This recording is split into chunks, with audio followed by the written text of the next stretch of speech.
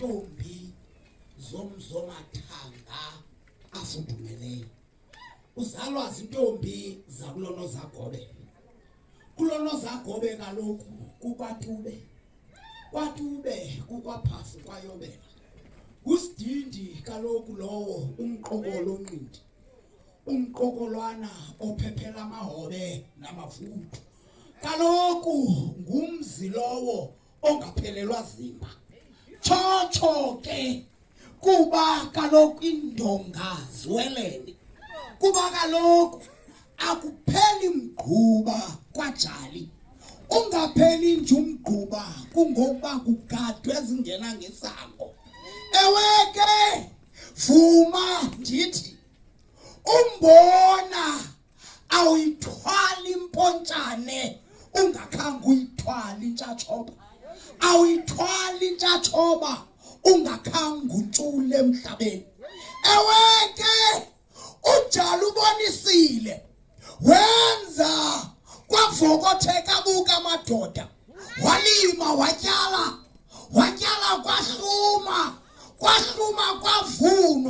kwavunwa kwakho izisenye nemiwa kwakho gastekeke nemidlungu. Ewe ke emzini onezinto akulahlwa nto kuba kaloku ukonakala kombona kukuhlutha kwemfuyo. Ukuhlutha kwemfuyo kukondliwa kwabantu ebengenakuzithwala ke edlule nazo emhlabeni. Sebebalisile bathetha kwathi kumma ndithi uzuzilibala iziswenye, uziwalibala amasibi nomgquba, uzuzilibale zonke kodwa uzugade ntwinye, uzugade imbewu. Ngoba kaloku akukho sivuno ngaphandle kwembewu.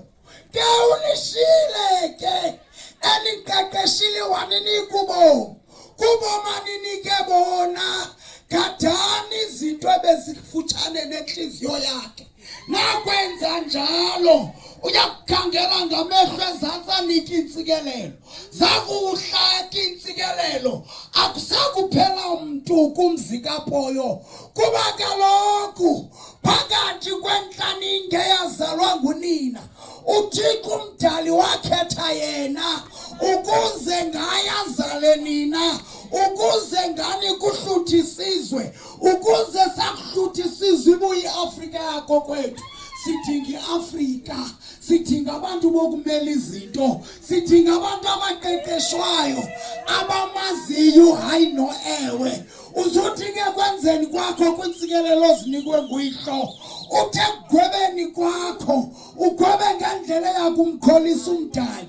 Kuba kaloku utshilo yena ngelizwi lakhe wathi nazi intsikelelo eziyakulandelelana nomntu. Ngolo hlobo ke woba uwenzele inceba umzi kaJali. Hayi suka nzaphinda ndikubone.